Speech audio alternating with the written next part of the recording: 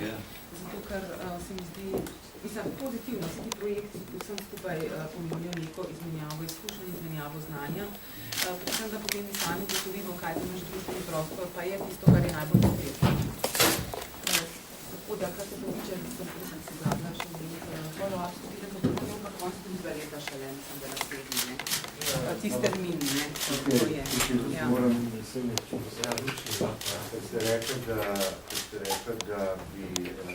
smo v izobraževalnem internacionalu vključeni, da preko tega sodelujemo. Vi seveda poznate ta belgijsko komunikacijo, ki pa je posebej še rekel, da se tudi na nacionalni javni dogaja enako in vključuje. Zato vas to na nek način ne more čist...